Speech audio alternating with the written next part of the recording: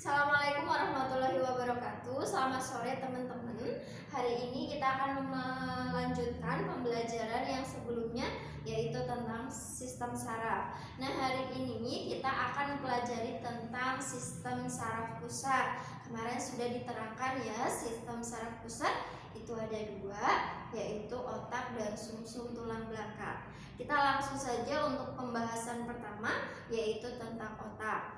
Otak memiliki selaput atau lapisan pelindung yang disebut dengan selaput meninges. Itu terdiri dari 3 lapisan atau 3 selaput.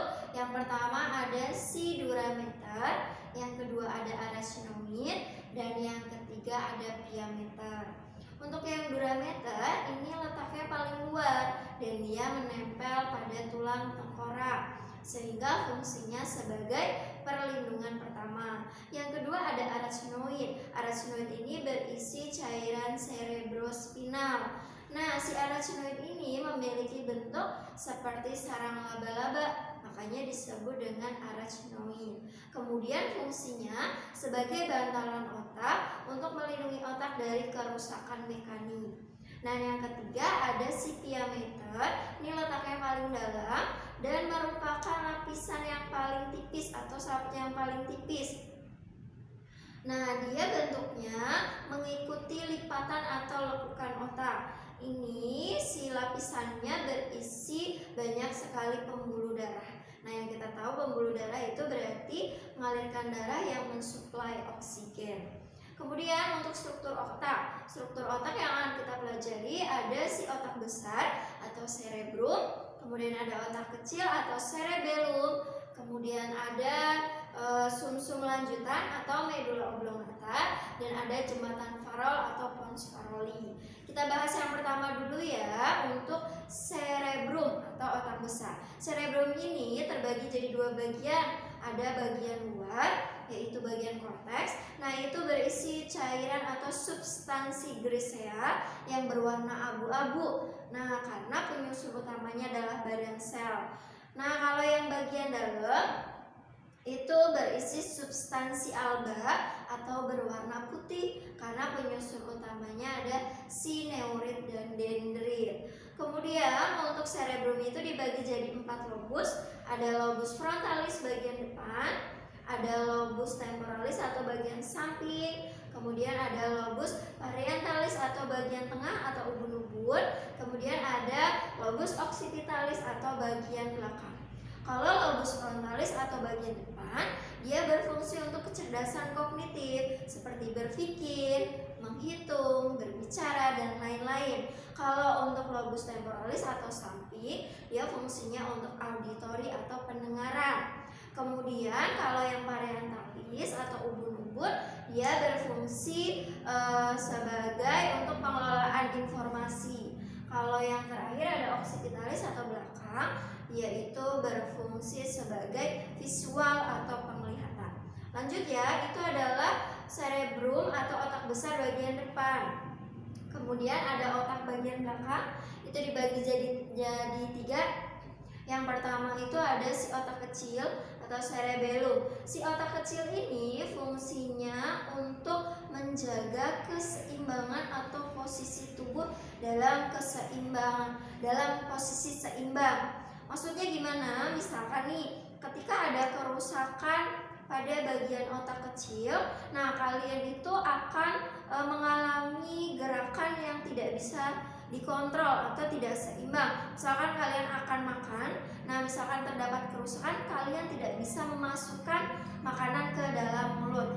Kemudian yang kedua ada di sini ada sumsum lanjutan atau medula oblongata. Nah, si sumsum lanjutan atau medula oblongata, dia fungsinya sebagai pengendali sistem pernafasan atau detak jantung, juga bisa penyempitan dan pelebaran pembuluh darah. Kemudian ada pons Faroli di sini atau jembatan Farol. Dia fungsinya untuk menghubungkan antara otak kecil bagian kanan dan otak kecil bagian kiri, atau menghubungkan si otak besar dengan sumsum lanjutan.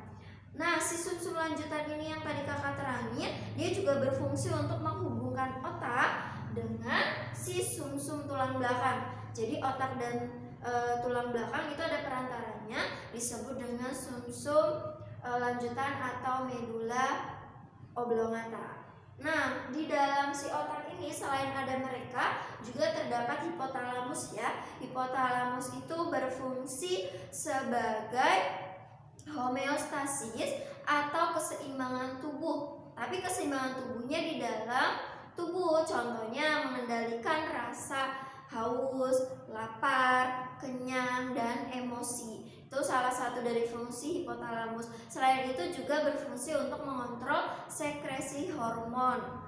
Nah, itu fungsi dari hipotalamus. Kita lanjut ya untuk sumsum tulang belakang, yaitu medula spinalis.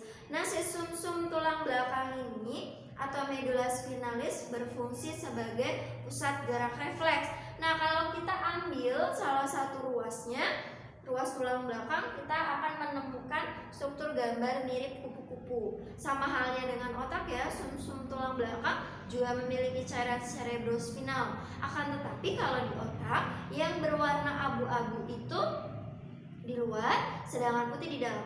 Tapi kalau sumsum tulang belakang itu dibalik, yang di luar itu berwarna putih, yang sedangkan di dalam berwarna abu-abu. Nah, karena bentuknya mirip kupu-kupu, di sini ada sebutan yang disebut dengan sayap dorsal. Nah, itu berisi saraf sensorik. Yang kita tahu sensorik itu berfungsi untuk menerima rangsang dari reseptor ke sistem saraf pusat. Sedangkan si sayap ventral ini berisi saraf motorik yang fungsinya untuk membawa rangsang atau impuls dari sistem saraf pusat ke efektor. Nah, kemarin di sini kita sudah belajar tentang interneuron atau saraf adjustor. Nah, letaknya di sini nih di bagian tengah yang menghubungkan antara si sensorik dengan motorik. Nah, itu secara keseluruhan tentang penjelasan sistem saraf pusat. Bagaimana dengan mekanismenya?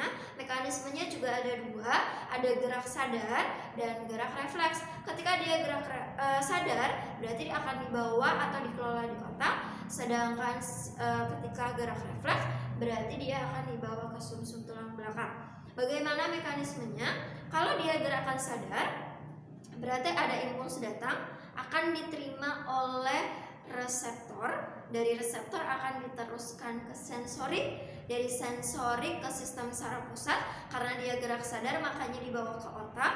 Kemudian dari sistem saraf pusat dibawa ke motorik, dari motorik akan menyebabkan dibawa ke efektor, nah baru akan menyebabkan gerak. Kemudian bagaimana kalau yang gerakan refleks? Sama halnya, cuma bedanya di sistem saraf pusatnya. Berarti ketika ada impuls datang, akan diterima oleh reseptor. Dari reseptor akan dibawa ke sistem saraf pusat, yaitu kakak ulangi ya. Kalau dari impuls datang akan diterima oleh reseptor. Nah, dari reseptor akan dibawa ke sensorik, dari sensorik akan dibawa ke sistem saraf pusat, yaitu sumsum tulang belakang. Dari sumsum tulang belakang akan dibawa ke motorik, baru dari motorik nanti akan diterima di efektor, kemudian menimbulkan gerak. Begitu ya, cukup sekian tentang penjelasan sistem saraf pusat. Kurang lebihnya Kak Salvi mohon maaf. Terima kasih.